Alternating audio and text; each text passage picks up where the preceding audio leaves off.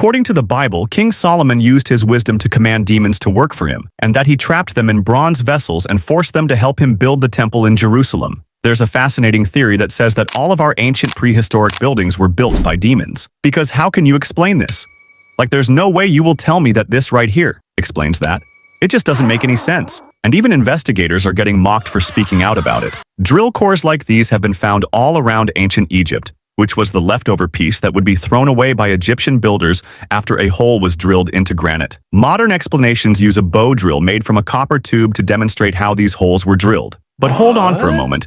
Even though there are several hieroglyphs that supposedly demonstrate the use of these alleged drills, it mainly depicts the Egyptians typically using them on tables rather than on granite slabs. Until today, not a single copper tube drill artifact has ever been recovered from Egypt, and I mean, like ever. Since the Egyptians supposedly made these holes all the time, shouldn't these copper tube drills kind of like be everywhere? The counter-argument is that copper was so valuable that they likely smelted it down for other uses, which sounds very convenient. But what about the machining marks found on this drill core? This is the infamous Petrie's core, found by Sir Flinders Petrie. And after some research and investigation, it became clear that something wasn't quite right with it. Analyzing the core shows the drill marks produced a continuous spiral down the entire core, which the bow drill method doesn't do, but rather horizontal lines that look nothing like the authentic Egyptian cores. Analysis confirmed by fringe theorists like aerospace engineer Christopher Dunn, who worked with machining tools his entire life, suggested that after studying the spacing of the drill marks on this core, that the penetration rate of whatever method the ancient Egyptian used to drill this core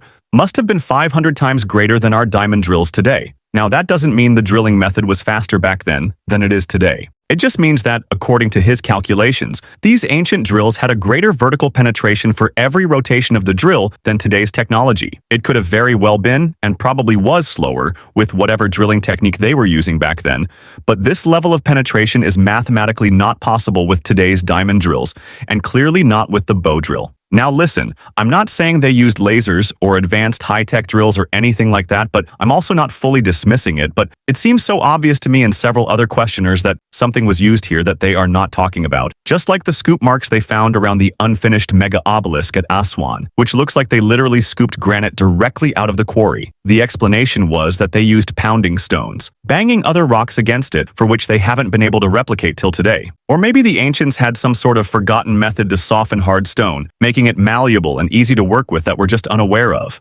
Okay, that's enough for now, and remember, this could just be a gigantic conspiracy theory.